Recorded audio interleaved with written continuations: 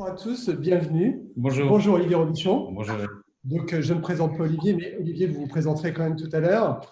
Je sais que nos invités sont aussi arrivés, que ce soit Catherine Rive, Laurence Contarazus, Jean-Yves Lecoq et Dominique Noël, la présidente du Festival de la communication santé. Mais je vais revenir un tout petit peu sur les présentations une fois cette introduction faite. Alors Olivier, comme je sais, cette première rencontre Festicom Santé avec le soutien du LEM, le soutien du SNITEM, que nous remercions. Je sais que les gens du LEM et du SNITEM sont aussi dans la salle. Nous remercions aussi nos deux partenaires médias, donc le Figaro Santé et notamment le Big Bang Santé du Figaro. Je vais revenir juste après. Oui. Et puis un titre de presse que certains connaissent, Olivier Robichon, je crois que vous connaissez bien, Prescription Santé. Oui, nous sommes ravis d'être votre partenaire aujourd'hui. Bon, eh bien, nous sommes ravis de vous avoir à nos côtés également. Juste quelques mots pour le Big Bang Santé, de 4 Big Bang Santé à retrouver dès 10h30 sur le lien que vous trouvez ci-dessous, donc www.lefigaro.fr/Big Bang Santé. Ça vous permettra d'y accéder sans avoir à vous identifier auparavant, parce que ça sera en direct sur la plateforme du Figaro. Donc, du coup, je vous invite tous à vous retrouver en ligne à partir de demain. C'est tous les jours à 10h30 et ça dure 1h30. C'est comme une émission télé. Alors, comme je le disais tout à l'heure, Olivier, nous avons à nos côtés 3 intervenants, que ce soit Catherine Rive, Laurence Contarazus ou Jean-Yves Lecoq. Donc, je vais revenir après vers vous, mesdames, messieurs, pour vous laisser vous présenter. Olivier Robichon, donc rédacteur en chef du quotidien Prescription Santé. Oui, absolument. Ça fait combien de temps maintenant, Olivier? Ça fait 13 ans exactement. 13 ans. Quasiment jour pour jour. Quasiment jour pour jour. Voilà. Bon anniversaire. Merci. Et quant à moi, je suis Eric Félipeau, je suis vice-président du Festival de la communication santé, aux côtés de Dominique depuis quelques années. Ça fait bientôt 9 ans que nous travaillons ensemble avec Dominique. Et puis, je suis aussi également président de My Agency, qui est une agence de communication santé, qui a eu le plaisir d'ailleurs d'accompagner le festival sur toute la partie communication. Juste avant de faire les présentations de nos invités, Olivier, je crois que nous demandons à Dominique quelques mots sur le festival. Absolument. Dominique, il y a une nouvelle formule que vous lancez, un petit peu contrainte et forcée par les circonstances, mais vous avez su, comme toujours, vous adapter plus que jamais à la contrainte. Est-ce que vous pouvez nous en dire un peu plus sur ce qui va se passer quasiment dans les 2 ans à venir? Alors, le festival n'aura pas lieu cette année, en 2020, mais aura lieu en 2021. Le 25 et 26 novembre, et nous aurons des réunions, des rendez-vous très réguliers, et parce que évidemment ces périodes de crise ont quand même un avantage très positif, c'est qu'il faut se réinventer. Alors bon, évidemment, nous n'aimons pas trop le virtuel. Par définition, c'est quand même un grand moment de rencontre, le festival, mais tant que nous ne pourrons pas, nous serons en virtuel et nous passerons également en rencontre physique dès que nous pourrons. Voilà, donc comme l'a dit Eric, nous avons une nouvelle communication, comme Santé x2, c'est-à-dire le geste de ralliement sera celui-ci sur les réseaux. Donc, nouvelle musique, nouvelle campagne, nouveau festival. Donc, on vous invite à rejoindre le club du Festicom Santé. Ce club, vous aurez des informations, vous aurez des plans, des abonnements, des choses un petit peu qui vous permettront d'assister à des événements intéressants à des prix un petit peu réduits, à nos événements partenaires.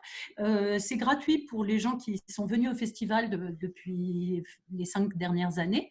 Et il y a une toute petite cotisation qui se déduira en grande partie lorsque vous viendrez au festival 2021. Dominique, je vous interromps. J'ai une question en direct pour Olivier Robichon devant tout le parterre des participants. Mais est-ce que si je suis membre du Club Festicom Santé, je peux avoir une réduction en tant qu'inscrit sur le titre Prescription Santé en ligne? Ça, c'est une démarche traître. Il ne m'avait même pas demandé avant. Et oui, on va envisager, comme on a le bonheur chez Prescription Santé d'être partenaire de cet événement, et qu'on tiendra évidemment au courant tous nos très nombreux et heureux abonnés de vos actualités. On va envisager la possibilité, mais une toute petite réduction. D'accord. Dominique, des rencontres. Oui, alors les rencontres. Aujourd'hui, évidemment, comme vous le voyez, nous démarrons la première rencontre, donc c'est un grand moment historique. Je vous remercie d'ailleurs infiniment, vous êtes extrêmement nombreux à vous être inscrits et c'est un grand honneur que vous nous faites.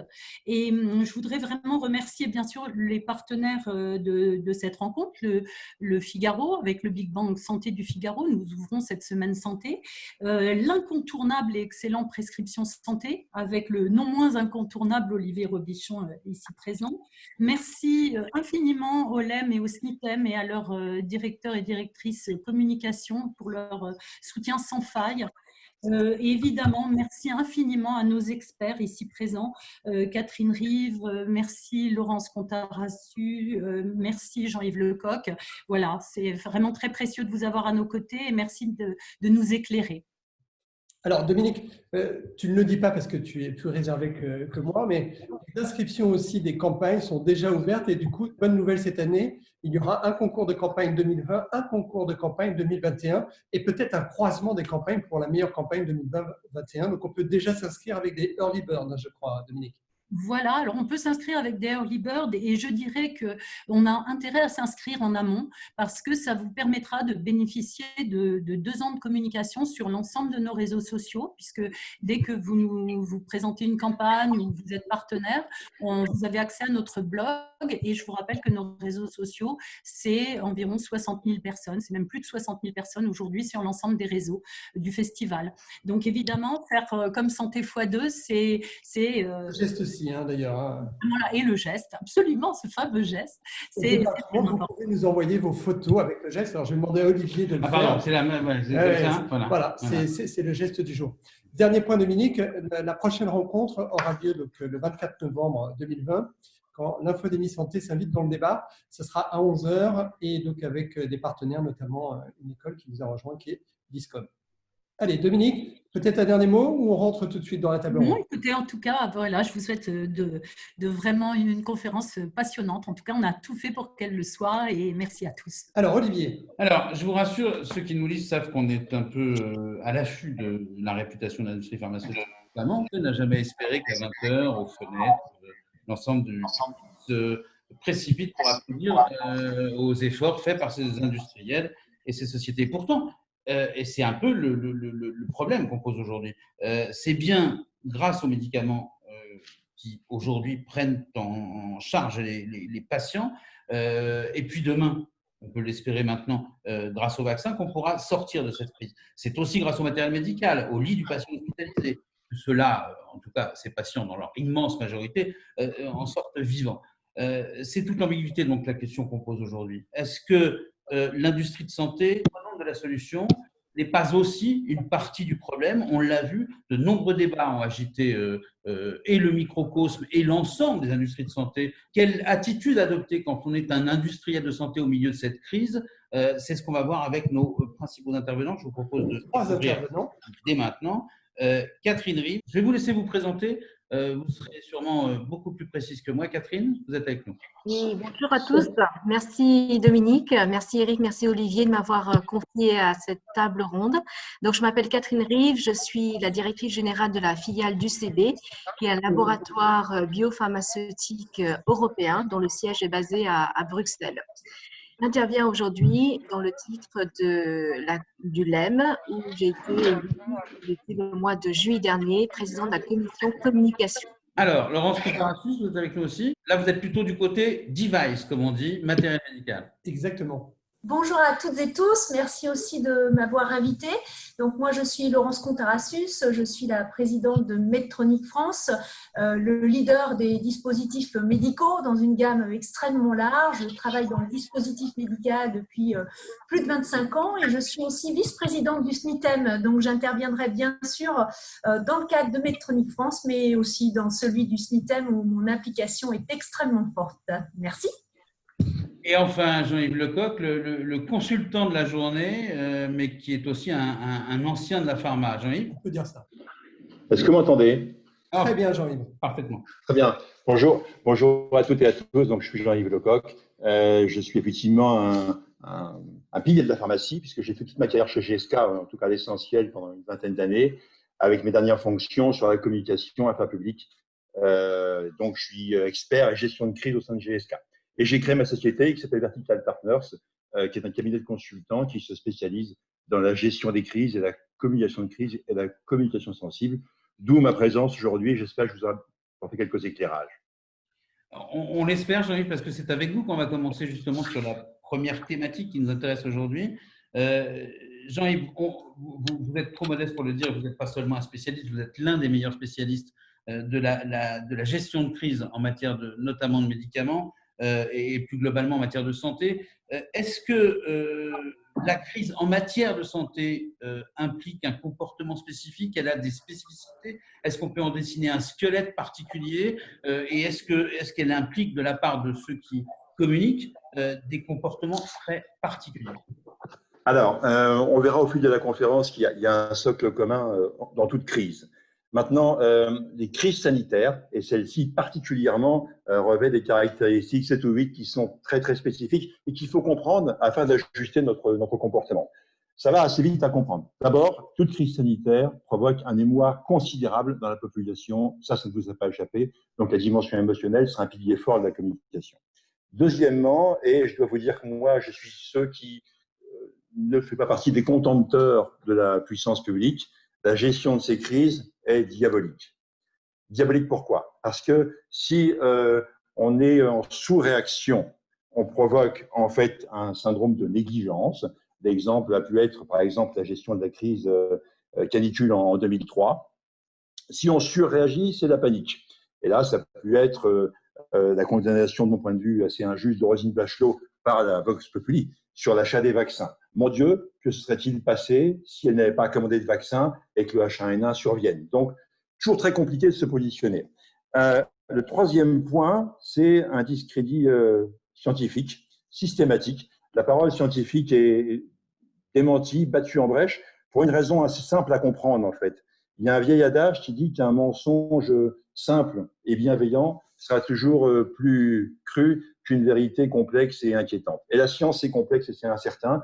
Une vérité simple, énoncée de manière radicale, inspire confiance dans la population. Ensuite, très vite, et on le voit en ce moment, ces crises sont perçues comme une remise en cause des libertés démocratiques et citoyennes, ce qui provoque d'autres réactions, c'est mon point suivant, sociales, économiques, culturelles, qui font que c'est extrêmement difficile à gérer. Ensuite, et le dernier point avant de répondre à ta question, il y a toujours un sauveur, systématiquement, qui porte une parole simple auquel se rallie l'opinion. Ça, c'est le contexte général. Une parole simple ou une parole véridique? Est-ce qu'on doit avoir celui qui rassemble le plus grand monde derrière lui, quelqu'un qui dit la vérité ou quelqu'un qui dit les choses seulement, simplement? Une parole crue. Elle n'est pas forcément vraie, mais en tout cas, elle est crue. Elle est compréhensible, elle est accessible, elle est simple et elle apporte de l'espoir. Et ça, c'est un élément extrêmement fort qu'il faut prendre en considération. Souvent, très souvent, cette parole sauveuse ne correspond pas à la réalité, mais c'est une réalité perçue et symbolique à laquelle une grande partie de l'opinion se raccroche et que les médias le plus souvent exploitent. Je voulais laisser peut-être aussi Catherine Rive, peut-être vous souhaitez rebondir un petit peu cette différence entre d'autres crises et celles que l'on vit en crise sanitaire. D'autant, Catherine, que vous êtes, vous l'avez dit, présidente de la commission communication du LEM. Pour une entreprise du médicament, comme celle que vous dirigez, la parole simple, ça doit être compliqué dans une période telle que celle qu'on traverse aujourd'hui.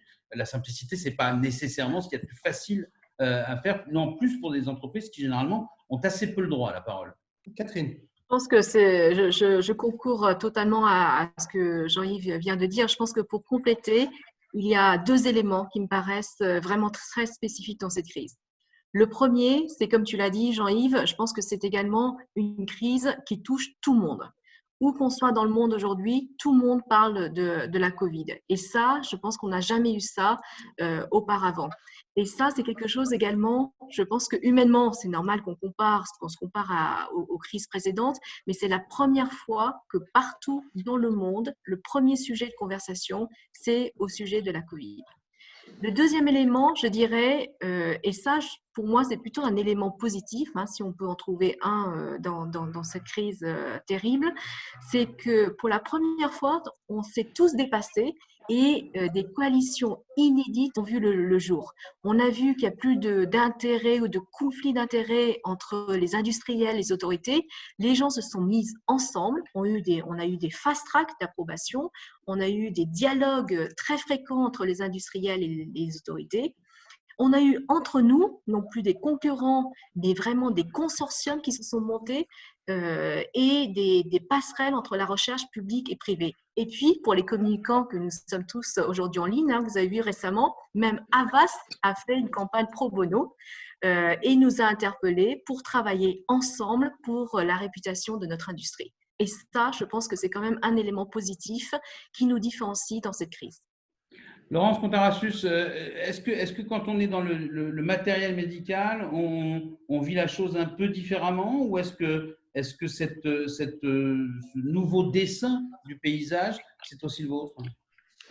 Non, alors en fait, beaucoup de choses ont été dites et en effet, dans tout ce qui a été dit, j'allais dire que c'est la même chose que l'on soit dans le médicament, dans le matériel médical. Moi, je voudrais revenir sur ce que disait Catherine. Je pense qu'une crise sanitaire, ça touche réellement ou potentiellement un grand nombre de personnes. Et comme on l'a vu, en effet, ça affecte la santé. Et puis, il peut éventuellement augmenter le facteur significatif de la mortalité ou de la surmortalité. Donc, ça touche un point extrêmement difficile pour l'ensemble des individus. Et puis surtout, il y a énormément de conditionnels, ce qui génère beaucoup d'incertitudes. Il y a parfois soit sa famille, en effet, soit ses proches. Et on a tous fait, par exemple, parce que là, on pense à Covid-19, mais il n'y a pas que Covid-19. Et si on pense à Rouen, et quand c'est arrivé à Rouen, on a tous pensé à combien de personnes on connaissait sur Rouen, comme dans le cadre du Covid-19, combien de personnes, en fait, on connaît qui ont été atteintes par cette Covid-19. Donc, j'allais dire, peu importe l'environnement dans lequel on est, c'est aussi extrêmement personnel. Et ce conditionnel est extrêmement difficile à gérer pour l'ensemble des personnes. Donc, il y a une dimension émotionnelle importante. Est-ce qu'on, reprenant vos différentes casquettes de communicants ou de dirigeants d'entreprise, il y a une vraie question qu'on se pose aujourd'hui, et c'est l'un des points essentiels de notre débat. Est-ce que les industriels du médicament, du device, doivent communiquer? Est-ce que vous devez prendre la parole? On sait que c'est toujours compliqué pour l'industrie pharmaceutique et plus globalement pour les industries de santé de se faire entendre. Catherine disait tout à l'heure que c'était un nouveau paysage qui se dessinait avec plus de coopération, de concurrence. Mais chère Catherine, vous l'avez vu comme moi, certains se sont jetés là-dessus malgré tout pour montrer du doigt tel ou tel en accusant tel industriel d'avoir non pas des liens d'intérêt, mais des conflits d'intérêt avec certains professeurs ou même des personnalités du comité scientifique. Alors, est-ce que l'industriel que vous êtes dans ce contexte doit essayer de s'effacer, laisser un pas en arrière, la scène se dérouler avant de voir ce qu'il y a à dire, ou est-ce que vous êtes plutôt partisan d'une prise de parole la plus rapide possible? Oui, pour résumer, en fait, est-ce qu'il faut communiquer en période de crise? Et évidemment aussi en matière d'image, de notoriété, quel type d'impact? Alors peut-être Catherine Rive, pour commencer, votre premier retour sur cette approche de communiquer ou pas et par rapport à l'image de l'entreprise que vous représentez. Alors Jacques Séguéla disait quelque chose que j'aime beaucoup. Il disait que si on ne communique pas, c'est soit on n'a rien à dire, soit on a quelque chose à cacher. Et je pense que dans ce contexte, on a vu qu'il y a une confusion très très forte. Tout le monde s'est révélé en tant qu'expert de la santé. Tout le monde a un point de vue sur le vaccin, les traitements, tout autour de la Covid. Et clairement, on a vu dans cette crise, l'industrie, en tout cas notre industrie de la santé en général et dans les médicaments en particulier, on a été interpellé par les autorités, par l'opinion publique. Et je pense que parce que nous nous situons au cœur du débat, nous nous situons aujourd'hui au cœur de l'action, notre communication pendant cette crise passe par l'action. Je suis persuadée que c'est une communication de preuve qu'on doit apporter. Et je dirais non seulement qu'il faut communiquer, mais il faut également surcommuniquer. Surcommuniquer non pas sur des théories, sur du storytelling, mais surcommuniquer sur les preuves.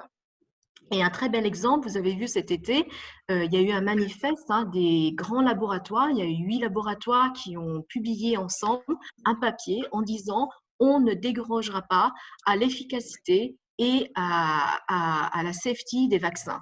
Bien sûr qu'il y a des fast track, bien sûr qu'on a une pression pour faire avancer la découverte du vaccin, c'est notre raison d'être, hein, c'est notre véritable raison d'être dans le médicament, mais on ne lâchera pas sur l'efficacité et la tolérance de ces vaccins. Et ça, tous les labos, les grands labos ont signé. Cet été également, un autre exemple, vous avez vu, en plus de la Covid, parce que tout le monde ne parle que de ça, mais il y a eu quelque chose d'extraordinaire qui s'est passé. Au mois de juillet, 20 laboratoires ont levé ensemble un fonds d'1 milliard d'euros pour soutenir la recherche de l'antibiorésistance. C'est un domaine qui est aujourd'hui très peu impliqué dans la R&D des différents labos, et ils ont levé ensemble, ils ont fait ce fonds avec un engagement de venir dans quelques années avec 3 ou 4 médicaments pour lutter contre l'antibiorésistance. Et ça, pour moi, c'est une communication de preuve. Donc, il faut être présent, il faut surcommuniquer. Un autre domaine, et ça, je parle au nom du LEM, c'est dans ce contexte extrêmement flou où il y a énormément de fake news, hein, et j'en avais parlé déjà l'année dernière au festival à Deauville, le LEM s'est engagé sur ce combat contre les fake news en santé. Je pense que c'est une véritable guerre et on a vu l'émergence sur les réseaux sociaux, même dans les journaux, d'énormément de fausses vérités dans le domaine de la santé. Et je pense que notre objectif au LEM, et en particulier au sein de la commission communication, c'est éviter que cette crise sanitaire ne devienne une crise informationnelle. Et on voit bien que les réseaux sociaux sont extrêmement actifs et donc nous devons être présents pour reprendre la main, comme vous l'avez dit, sur l'information scientifique, parce qu'il n'y a que la science qui est vraie, hein, avec toute l'humilité nécessaire, parce qu'on voit bien qu'on ne connaît rien encore sur ce virus. On voit bien qu'on communique une chose et le lendemain son inverse. Et l'article du Lancet a été un exemple flagrant, hein, sur cette humilité qu'on doit avoir sur ce vaccin. Donc, être présent à chaque fois qu'il y a une fake news en santé, être crédible également. Il faut se battre avec les mêmes armes que ces éléments. Je pense qu'il faut avoir également une posture de pédagogie.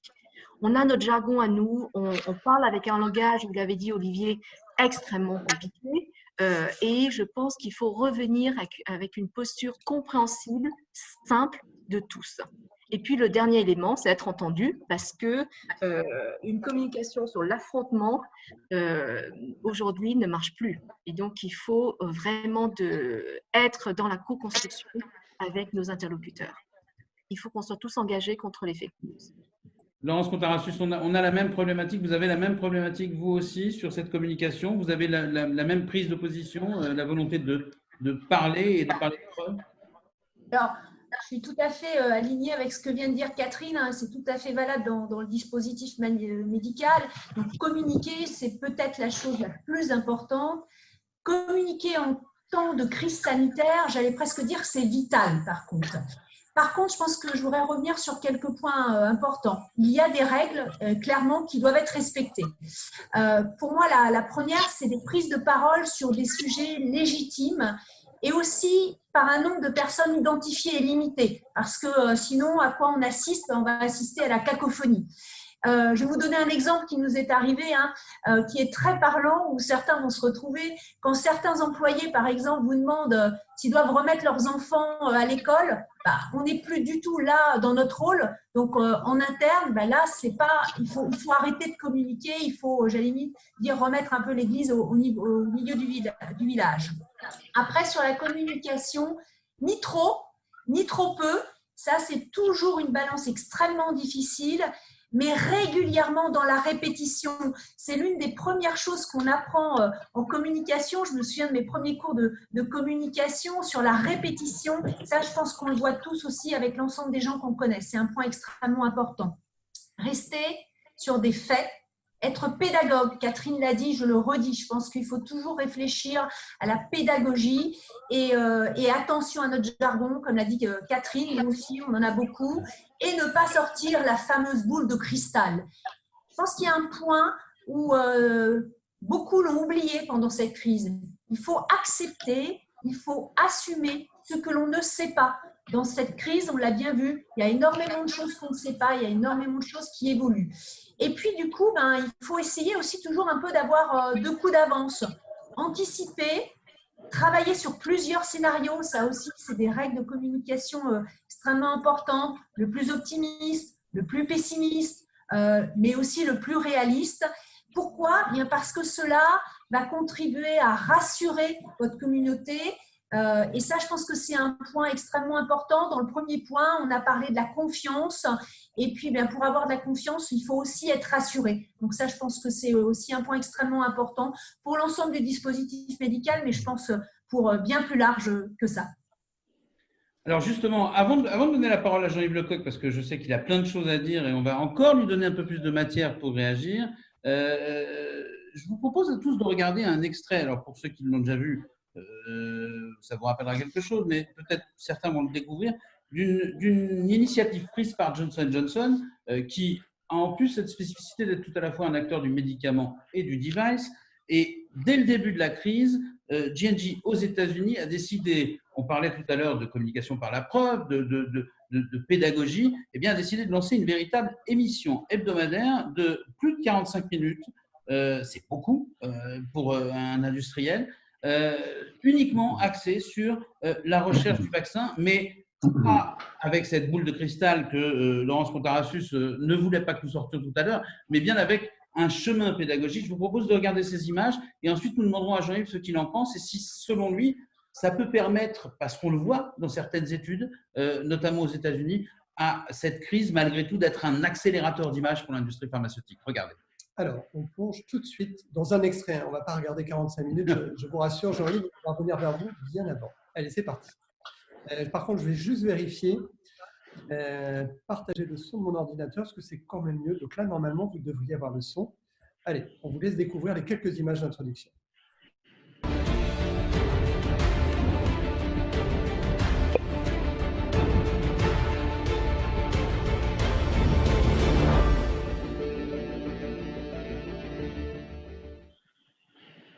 Hello, everyone. I'm Lisa Ling, and this is The Road to a Vaccine, an exploration of the COVID-19 crisis and the global community's efforts to develop a vaccine against the disease.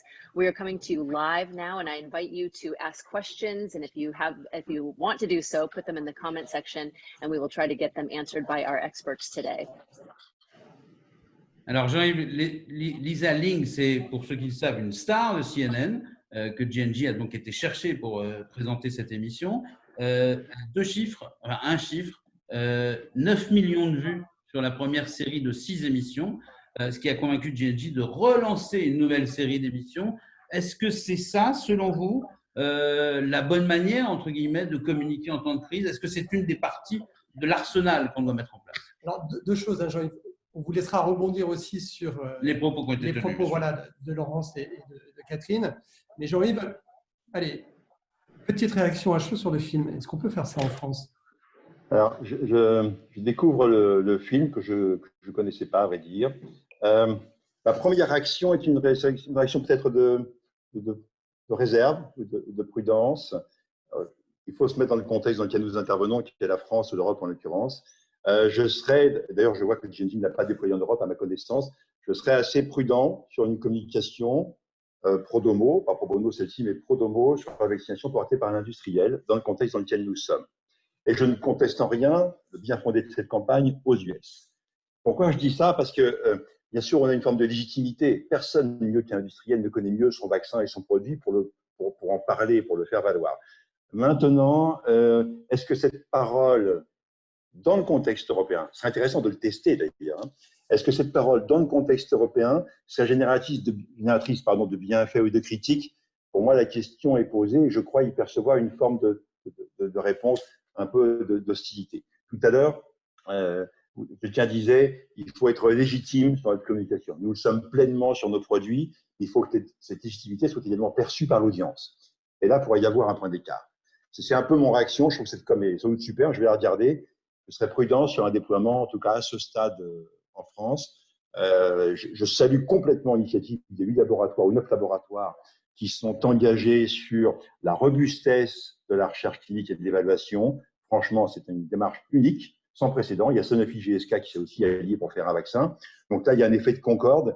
Il me semble que je ne gâcherai pas cet effet très bénéfique par quelque chose qui pourrait être perçu comme promotionnel.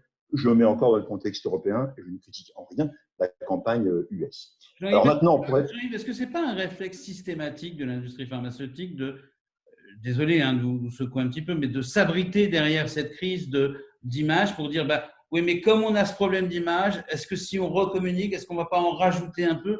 Est-ce qu'à force d'être un peu comme ça sur la réserve, on ne finit pas par se taire beaucoup plus souvent qu'il le faudrait, en tout cas? Peut-être. Alors franchement, je suis ouvert à cette discussion et je dis qu'il faudrait tester. Faudrait tester. En notant bien que les reproches… C'est que depuis que… notamment cette campagne, mais beaucoup de labos ont communiqué. Il y a une deuxième saison en plus. Oui, il y a une deuxième saison. Harris Poll fait une étude d'image sur l'ensemble des secteurs. L'image de l'industrie pharmaceutique s'est nettement améliorée. Elle était parmi les plus basses, sinon la plus basse. Je crois qu'il y avait 33% de personnes qui avaient une bonne image seulement. Ce pourcentage est maintenant de 47 à 48% selon les dernières études. Alors, c'est vrai que les Américains réagissent différemment, mais bon, est-ce qu'on n'est pas un peu trop frileux malgré tout, en France notamment, en Europe peut-être, mais en France. J'espère ne pas avoir envoyé un message de frilosité. Dans mon métier, je dois viser l'efficacité pour moi et pour mes clients.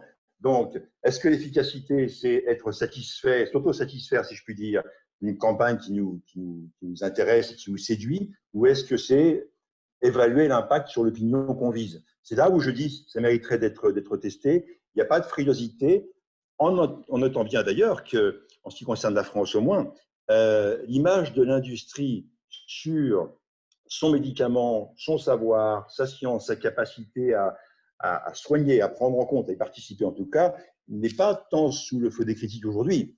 Les critiques aujourd'hui portent plus sur la relation avec les pouvoirs publics, avec les médecins, cette espèce de halo, de collusion, voire même de corruption. Donc le débat ne se pose pas forcément ces termes-là. Le médicament a plutôt, si je puis dire, bonne presse, et il est réclamé.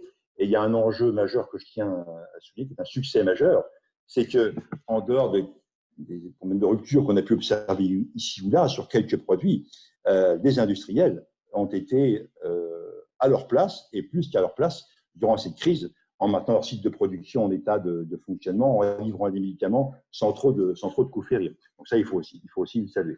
Si je peux rajouter sur ton commentaire, Olivier, je pense que notre préoccupation n'est pas de mesurer tous les 3 mois notre bilan d'image et combien de points on a gagné. Je pense que la question que tu poses, Jean-Yves, qui est la bonne, c'est quelle est notre légitimité? Et c'est vrai que dans l'industrie pharma, et notamment les médicaments, on a été souvent dans la défensive. Je pense qu'on ne se sentait pas légitime, on avait une réputation qui n'était pas bonne. Et donc, à chaque fois qu'il y avait une crise, on communiquait quasiment en mode défensif et on allait très, très peu en mode proactif. Et je pense que dans cette crise, et je ne sais pas si vous êtes d'accord avec moi, mais je pense qu'on a véritablement notre légitimité. On a quand même sauvé plus de vies grâce aux médicaments, grâce aux services réa. On a montré notre apport, notre rôle stratégique dans cette crise. Et je pense que justement, on a une fenêtre de tir et on a toute légitimité pour communiquer dans l'épreuve, dans l'action, non pas dans le storytelling.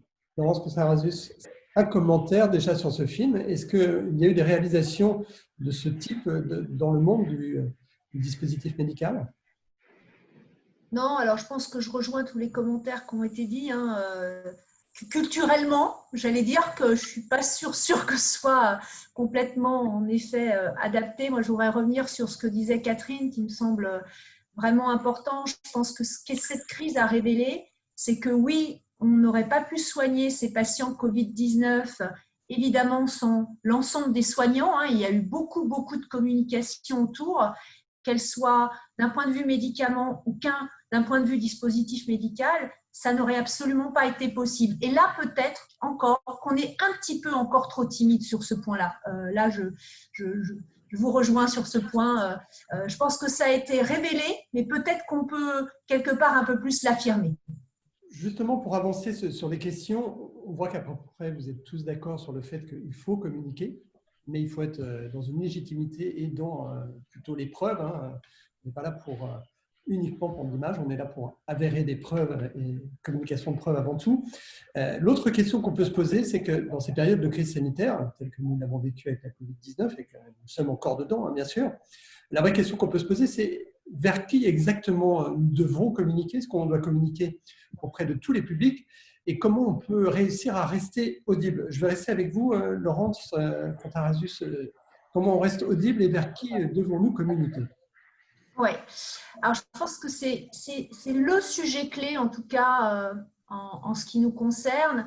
Donc, dans cette période de crise sanitaire, je crois qu'on l'a dit, il est vraiment hyper important, hyper essentiel de garder le lien avec sa communauté. Alors après, c'est quoi sa communauté? En ce qui nous concerne, je pense que on parlait des personnels soignants, pour nous, c'est nos employés. Ça, c'est un point, à mon avis, extrêmement important. On a beaucoup travaillé sur ce côté et je sais que ça a été le cas pour l'ensemble des entreprises dans le dispositif médical. Laurence, il y a une question d'Olivier. Il y a combien de salariés aujourd'hui chez Medtronic en France? Alors, en France, il y a 1350 salariés avec à peu près la moitié travaillent dans les usines, la moitié sur le terrain. Et cette crise, elle a eu la particularité, bien évidemment, qu'il a fallu protéger notre production. C'est pour ça que nos employés dans nos usines, sur nos 4 sites, c'était super important. Et puis aussi, parce qu'on avait une partie de nos forces, j'allais dire, commerciales et techniques, qui venaient en soutien justement à toute la réanimation, avec d'autres, pour le coup, qui, eux, n'avaient plus d'activité. Donc, commencer par l'interne, c'est un point qui est fondamental. C'est un point extrêmement fondamental. Après, bien évidemment, les clients et puis les partenaires aussi. Qui est-ce qu'on va retrouver dans nos partenaires? On va retrouver les autorités. Ça, on l'a vu, hein, c'était souvent compliqué avant avec la confiance qui a été créée paradoxalement dans cette crise. On a eu beaucoup plus de communication avec les autorités. Les startups nous ont énormément aidé à trouver des solutions très réactives. Je vais vous donner un exemple. On a formé 400 personnes en réanimation sur nos respirateurs en 15 jours. Sans ces startups, ça aurait été impossible. Les écoles aussi. Et puis, un point super important. La communication, elle doit être adaptée à la situation. C'est un peu le lien avec la vidéo d'avant. Ça, je pense qu'il ne faut vraiment pas oublier ce point. C'est quoi la situation? Pour nous, par exemple, ça peut être repousser un lancement de produit. Comment on digitalise la formation dans le dispositif médical, ça a été vraiment un point très important dans cette crise. Nos équipes ne pouvaient plus aller dans les hôpitaux, donc la digitalisation, c'est vraiment devenu au centre. Et comment on propose, j'allais dire, de nouveaux contenus ciblés aussi pour les questions liées à la crise sanitaire, parce qu'il y en avait beaucoup. Donc moi, je voudrais revenir sur un premier objectif qui est en santé, de rassurer en effet l'ensemble de la communauté sur une continuité d'activité qui doit prendre en compte tout ce qu'on a vu, toutes les éventuelles justement restrictions gouvernementales qui ont été mises en place et la priorité absolument absolue de protéger ses employés. Pourquoi? Parce que nous, on a un ensemble d'employés, en effet, qui travaillent dans les hôpitaux, qui sont en contact. Et au bout, il y a des patients. Et il n'y avait pas que des patients Covid-19, il y a aussi tous les autres patients. On l'a un peu oublié pendant cette crise, mais ça, c'est vraiment un point extrêmement clé que j'aime à rappeler. Et puis, plus que jamais, en fait, notre communauté, votre communauté, elle veut savoir en quoi, en fait, on va contribuer justement à rendre un peu cette crise sanitaire dont on parle depuis le début moins difficile pour tout le monde. Donc ça, c'est toutes les mesures pour les salariés, c'est les soutiens aux étudiants. On n'en a pas parlé, mais nous, on a beaucoup travaillé là-dessus pour comment on continue à prendre des stagiaires, comment on continue à intégrer des alternants, comment on évite qu'il y ait des gens qui aient une rupture dans leurs études, comment on participe à la recherche, comment on participe à l'environnement. Et puis peut-être un dernier point important pour moi, les marques qui sont concernées de près par une crise sanitaire, elles doivent communiquer en fait sur deux volets, la continuité d'activité et sa contribution. Et puis pour être audible, je crois qu'il y a un point qu'il ne faut jamais oublier.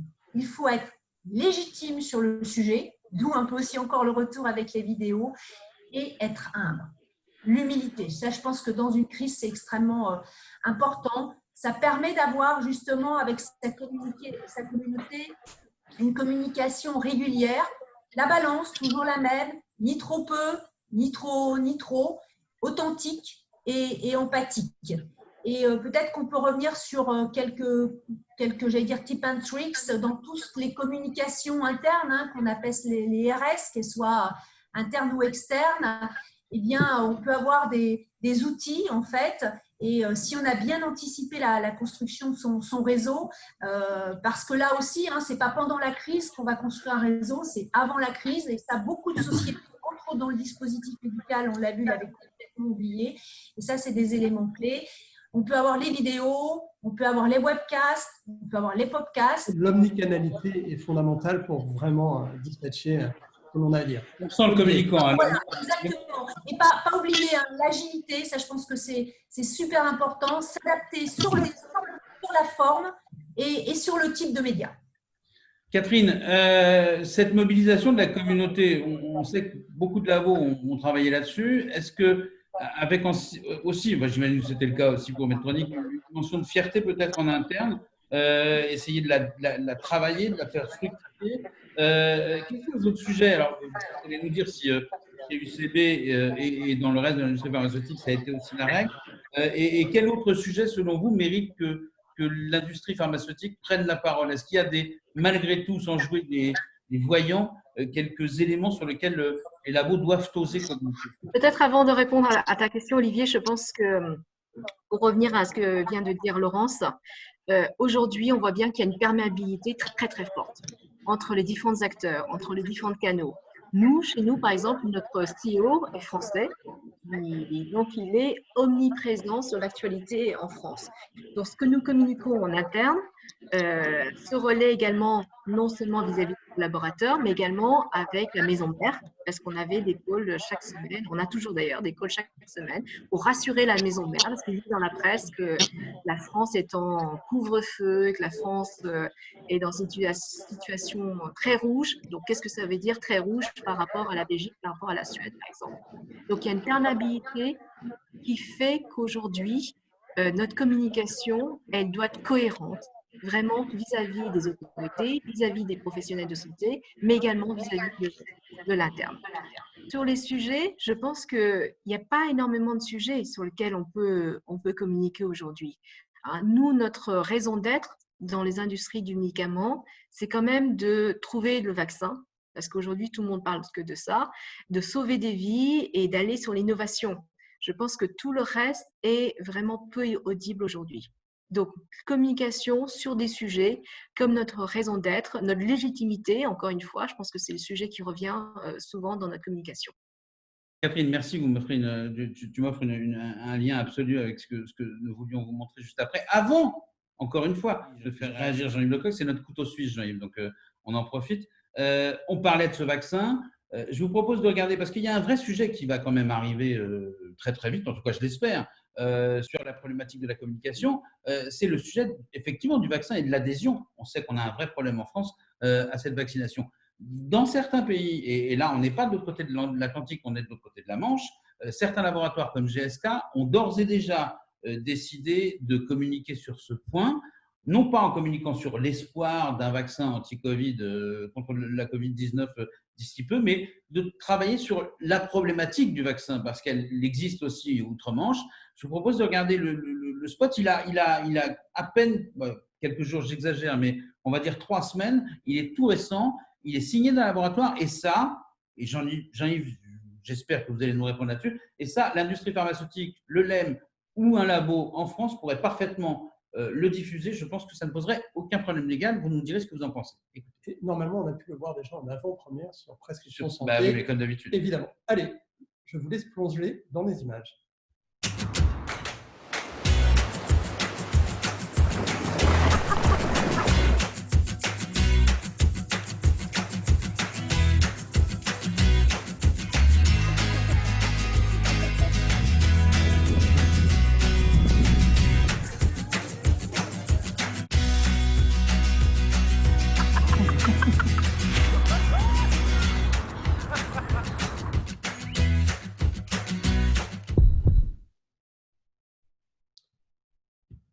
Alors, Olivier me disait, en regardant les images, c'est souriant, c'est positif.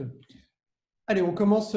Jean-Yves Lecoq, une réaction? C'est votre ancienne maison, Jean-Yves. Hein, donc, il y a peut-être un parti pris ou une espèce d'émotion toute particulière. Mais est-ce que ça manque pas? Moi, c'est la réflexion que je me faisais en voyant ça. Est-ce que ça manque pas un peu quand même chez nous?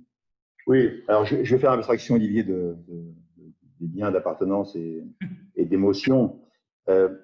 Oui, là encore, communiquer sur un sujet tel que la vaccination est toujours opportun. C'est un des domaines sur lesquels, d'une certaine manière, de plus, la communication est la plus simple à mettre en place, la notion de la prévention, je parle de la vaccination. Donc, c'est un point sur lequel, effectivement, encore une fois, en prenant les mêmes réserves d'appréciation du contexte local, il y a une bienveillance à avoir sur ce type de communication, bien évidemment, oui. Catherine, est-ce que vous dirigez la commission de communication du LEM, est-ce que ça manque pas un peu? Moi, je m'inquiète un petit peu parce que je sais qu'aux États-Unis, on a commencé à travailler sur le sujet, en Grande-Bretagne et dans d'autres sujets. On sait qu'en France, il y a 35 à 40% des Français qui disent non, mais moi, le vaccin contre le Covid, je le prendrai pas. Certains mêmes élus dans des grandes villes du sud de la France le proclament. Est-ce qu'on ne reste pas un peu immobile? Est-ce qu'on n'a pas tendance, comme l'a dit le ministère l'autre jour dans une interview au Figaro, vous savez, le vaccin, on n'y est pas encore, on verra à ce moment-là. Est-ce que l'industrie n'a pas un rôle à jouer là?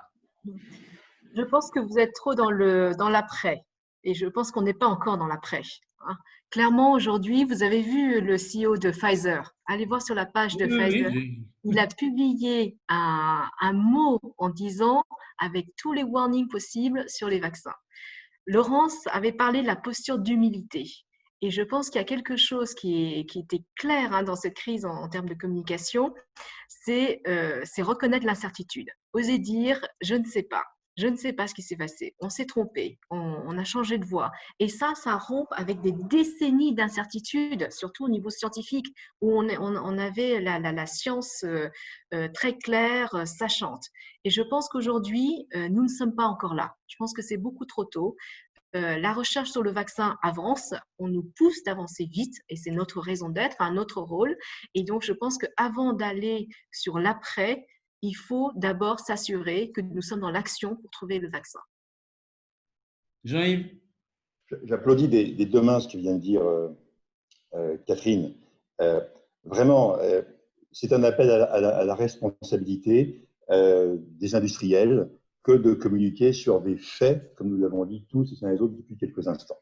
Et s'aventurer sur un territoire qui, nous le savons, est un territoire encore pavé d'inconnus sur les vaccins, leur efficacité, notre capacité à les fabriquer, à les mettre en place dans les délais attendus, appelle, je crois, la prudence. La prudence, c'est aussi la responsabilité et c'est aussi l'humilité. Moi, je suis dans ce camp-là. Donc, il y a une bienveillance lorsque nous aurons des éléments factuels et tangibles de communication qui seront des éléments aussi validés. Alors, Laurence, on vient de voir ce film. Catherine Rive vient de le dire, on n'est pas encore dans l'après. Mais justement, comment on se prépare à l'après? Peut-être rebondir sur ce point, sur ce film, Laurence Contarasus. Oui.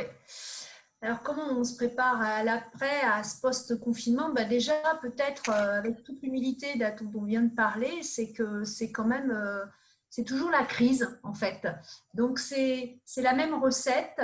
Je pense qu'on peut s'y préparer en tenant compte du sujet d'avant qu'on avait. C'est la multiplication, en fait, des outils digitaux pour communiquer, pour adresser la bonne communauté avec les bons moyens. Ça, je pense que c'est absolument critique. En interne, nous, on a beaucoup travaillé sur le développement des communautés pour sociabiliser parce que la confiance est extrêmement important et là, on sent bien que la confiance, c'est quelque chose qui est en train un petit peu de diminuer. On sent qu'il y a quelque chose. Alors, communiquer pour sociabiliser, donc on a des outils, évidemment, comme WhatsApp, comme Teams, qui sont là des outils sécurisés. Nous, on a mis aussi en place en interne une plateforme qui s'appelle Yammer, où là, en fait, chacun peut aussi communiquer par des moyens un peu plus simples. Ça ressemble un peu à Facebook. Donc, en résumé, avoir une communication plus directe et surtout plus bottom-up. En externe, je pense que ça échappe à personne. En fait, c'est une sorte d'ultra-accélération de la digitalisation qui va jusqu'à la vente et le support à distance. auxquels je crois qu'il faut rappeler, nous, nos équipes, par exemple, dans le dispositif médical, n'étaient absolument pas prêtes à ce genre de choses, même si on en parlait depuis des années. Et puis, globalement, avec le confinement, je pense qu'on a certainement vécu ce que je pense la plupart des personnes diraient, on a vécu le pire. On a vécu aussi le meilleur avec le distanciel. Et peut-être, j'aurais envie de conclure en disant que le plus important, et je pense que ça doit être quelque chose à quoi on doit penser tous les jours, c'est comment garder le meilleur et comment laisser de côté en fait le pire, parce qu'il y aura un avant et il y aura un après. Donc, si on veut être positif, utilisons tout le meilleur de cette communication pour l'après. Catherine Rive, justement pour rebondir sur ce que vient de nous évoquer Laurence Contarasus, on se prépare déjà à l'après ou c'est trop tôt? Moi, je pense que c'est beaucoup trop tôt. Je pense il me semble que les fondamentaux de la communication sont inchangés. Je pense que le contenu, les formes, etc., mais les fondamentaux restent inchangés. C'est-à-dire qu'il faut être impactant, il faut avoir une communication qui cherche à améliorer la confiance, surtout en ce moment. Là où on peut peut-être avoir un impact plus fort aujourd'hui, c'est d'être peut-être un peu plus disruptif. Par exemple, avec le LEM, on a réalisé la semaine dernière une grande première à l'initiative de la commission communication, qui était un échange avec des internautes.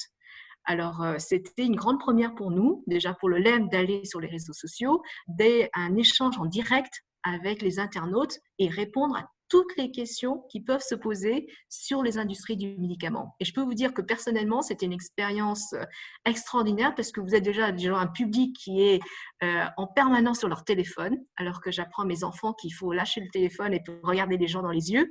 Et là, tout le monde était sur le téléphone et je crois qu'en ligne, on avait à peu près une centaine d'internautes qui étaient en direct et qui posaient des questions autour des pénuries, autour du prix. Voilà. Catherine, tout ça va être mis en ligne, selon mes informations, et si je ne suis pas mal informé, cela va être mis en ligne bientôt. Enfin, l'essentiel des échanges sera mis en ligne par le LEM, probablement après un très gros papier dans Prescription Santé. Tu es toujours mieux informé que nous tous, Olivier, pardon. Jean-Yves, le travail sur l'après est quelque chose qui vous mobilise déjà? Alors, il est trop tôt, bien évidemment, sachant que l'échéance n'est même pas déterminée. Nous sommes sur encore plusieurs mois de difficultés qu'il faut anticiper et auxquelles il faut se préparer. En revanche, l'exemple que vient de donner Catherine à l'instant est excellent. Ce qu'a fait le LEM, ça, c'est l'après. Et tout à l'heure, par rapport à une communication, on va dire assez unidirectionnelle, qu'on a déjà évoquée, que l'institution se confronte, non pas au message qu'elle veut passer, mais répondre au message qu'on a besoin d'entendre, ça change la posture.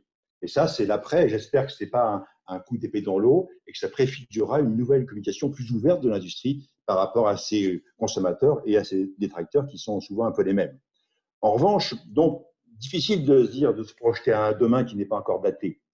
En revanche, c'est capital de faire ce que nous ne faisons pas tous assez collectivement, c'est-à-dire des retours d'expérience itératifs. Et je reprends les points de Laurence. Qu'est-ce qui a fonctionné? Qu'est-ce qui n'a pas fonctionné? Que peut-on corriger? Et d'ailleurs, un exemple. On a dit, et moi le premier, j'ai dit cette crise sanitaire est sans précédent et inédite. C'est vrai d'une certaine manière, mais c'est faux d'une autre. À savoir que nous avons eu le HIV, le Creutzfeldt-Jakob, le H1N1, les SARS, le SRAS. Donc des crises sanitaires, on a été confrontés à de très nombreux exemples. Si on commence par dire les uns les autres, c'est inédit, on n'a jamais été confronté à ça, c'est aussi une façon de dire, finalement, nous ne sommes pas prêts. Et nous ne sommes pas assez préparés, définitivement. Donc, je pense qu'en tant qu'industriel, je parle à Catherine et Laurence, c'est ce que vous faites, je crois, certainement se dire, OK, qu'est-ce qui marche bien là? Et à quoi on doit se préparer? Ça, il faut le commencer maintenant, parce que si on le commence à la fin de la crise, il sera résolument trop tard. Et c'est difficile de mobiliser des énergies pour analyser et corriger, alors que tout le monde est aujourd'hui avec les fers au feu. Je terminerai rapidement sur ce que disait, je crois, Laurence et Catherine, d'ailleurs, sur l'interne. Cette crise est une crise d'information comme toutes les crises. Et qui maîtrise l'information maîtrise en fait l'agenda et ses messages. nos salariés, vos salariés, sont exposés, comme tous les citoyens de France aujourd'hui, à un chaos d'informations, à indécryptable en tant que tel. Et l'employeur, et ça c'est une enquête d'Edelman qui a été faite au mois d'avril, je crois, l'employeur est connu pour être une source d'information fiable auprès de ses salariés. Donc, on dispose, en tant qu'industriel, 1300 salariés chez Medtronic, des milliers, des centaines de milliers en France. On a un levier là activé durant cette crise qui va être longue pour garder le lien, pour informer, pour décrypter. C'est fondamental. Il est possible d'ailleurs que dans nos sociétés, dans vos sociétés, pardon, vous perceviez des silos faibles, comme on dit en crise, de désengagement, de lassitude, de fatigue. Et c'est capital d'être axé sur ce sujet-là parce que là, on a un moyen d'action parce que nous sommes. Alors, Catherine, Laurence et Jean-Yves, même si moi je suis un peu déçu parce que je m'étais dit, il y en a peut-être un qui va nous annoncer le lancement d'une grande campagne internationale, mais c'est vrai que de ma position de journaliste, c'est plus facile. Et puis ce que je vois chaque jour en essayant de guetter l'actualité internationale de la communication santé fausse peut-être un peu mon regard, comme vous l'avez un petit peu comme vous me l'avez fait remarquer, gentiment, mais quand même, comme vous me l'avez fait remarquer. On vous a demandé, pour conclure cette session, à chacun d'entre vous de nous poser deux idées fortes qui vous appartiennent et de nous les commenter. Et on va demander à Catherine de lancer le premier feu. Catherine, on peut avoir vos idées et vos commentaires, s'il vous plaît. Alors moi, je choisis deux. Le premier, c'est clairement, je pense qu'on a une fenêtre de tir unique. Et je suis quelqu'un d'assez optimiste, donc je me dis que cette pandémie nous met vraiment au cœur du débat public. Et nous n'avons jamais été aussi légitimes pour faire connaître notre utilité sociale. Je pense qu'on est tous très fiers. Il y a 100 000 collaborateurs dans les industries du médicament. Et je pense qu'il faut dépasser les polémiques du passé. Il faut dépasser cette réputation qui nous colle et vraiment faire savoir vont être indissociables. Et la communication aujourd'hui doit incarner de l'action. Et on doit être très, très fiers de l'action que nous menons. Et c'est le message que j'avais envie de porter à tous les communicants. Et aujourd'hui, plus que jamais, le rôle du communicant est devenu extrêmement stratégique. Merci Catherine. Laurence, vos idées fortes à vous et vos commentaires, s'il vous plaît. Oui, en fait, moi je suis vraiment extrêmement en ligne, j'allais dire, avec ce que vient de dire Catherine. Ma première, en effet, c'est sur la légitimité. Je pense qu'en période de crise, il est essentiel de communiquer pour garder le lien avec sa communauté, justement, en restant factuel et humble. Et c'est aussi comme ça qu'on va vraiment réussir à regagner cette légitimité, parce qu'on a parlé de la légitimité et de la reconnaissance de tout le médicament, mais il y a un énorme travail à faire en termes de dispositif médical. Alors, pour une raison, en fait, un peu différente, c'est que quand on parle de dispositif médical, on va du pansement, en passant par le pacemaker, par le stent, par l'IRM. C'est extrêmement large. Les gens ont beaucoup de mal à s'y retrouver. Donc là, c'est aussi un moyen, en fait, de revenir vers notre communauté. Et puis moi, j'ai un deuxième point qui, pour moi, est extrêmement important. C'est que les solutions, ça se co-construit. Donc là, le deuxième point, c'est vraiment établir des rapports de confiance, on en a parlé, avec ces interlocuteurs, c'est extrêmement clé. Sans confiance, en fait, on ne peut pas, on s'interdit de co-construire, justement pour trouver des solutions, pour dépasser cette crise. Et là aussi, je pense que dans le monde du dispositif médical, on a manqué beaucoup de confiance. On a vu que cette crise, elle avait permis justement de remettre justement de la confiance avec l'ensemble de tous les acteurs. Donc, c'est comment on ne la perd pas et c'est comment on travaille ensemble. Ça, c'est déjà quelque part un message que je portais avant la crise, que je porte pendant la crise et que je porterai après la crise. Voilà, un message très militant, Laurence Contarassus. Allez, Jean-Yves, vos idées forces à vous et votre commentaire si vous avez branché votre micro. Jean-Yves Lecoq. Alors, d'abord, vraiment, ce n'est pas une formule de circonstance. Hein. Je me réjouis d'entendre ce que viennent de dire Catherine et Laurence, puisque entendre que ce secteur industriel qui participe au bien commun et à la santé sort de manière responsable et sur des faits et dans l'action, je reprends les mots que vous avez dit, en termes de posture de communication, moi, c'est un levier fondamental et je crois que cette crise en sera un révélateur, en tout cas sûrement un accélérateur. Et ça mène mes commentaires, en fait. Pour moi, et c'est ce que nous disions à l'instant, réussir une crise, ce n'est pas seulement la surmonter, ce n'est pas la passer et s'en sortir. Non, réussir une crise, c'est en sortir meilleur après qu'avant. Et ça me ramène au point précédent.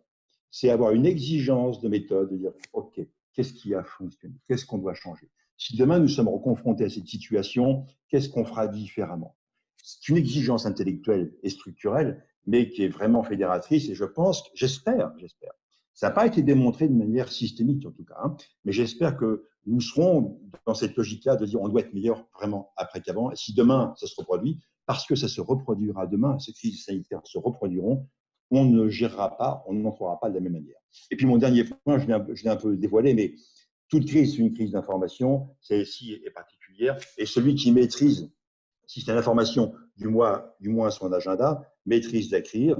C'est un deuxième enseignement qui est capital dans une gestion de crise telle que la crise sanitaire. Voilà un peu mes messages qui me tiennent à cœur.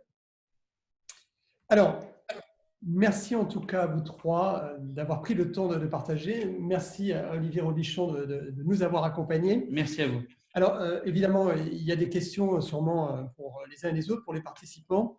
Ce que nous vous proposons avec Dominique Noël, c'est de nous envoyer vos questions sur contact@festicom santé. Nous les transmettrons soit à Jean-Yves Lecoq, soit à Laurence Contarazus, soit à Catherine Rive. Donc, du coup, on essaiera d'y répondre, parce que sinon, le timing serait un peu trop long. Donc, en tout cas, merci mesdames, merci Dominique, merci Jean-Yves, merci Olivier. Merci Eric. On se retrouve donc le mardi 24 novembre 2020, ça sera à 11h, donc sur la suite un petit peu d'ailleurs, parce qu'on parlait de cacophonie, on parlait de brouhaha dans l'information, et là on va parler d'infodémie. Là j'aurais plein de choses à dire aussi. Hein, ben voilà, il va falloir que nous réinvitions Olivier Robichon, qui pourrait être de nouveau notre partenaire média, ça va devenir un duo. Merci en tout cas, nous vous souhaitons une bonne fin de journée, merci de vous être prêtés au jeu, et rendez-vous donc dans un peu plus d'un mois. Merci beaucoup. Merci beaucoup, au revoir, bon appétit. Merci à vous.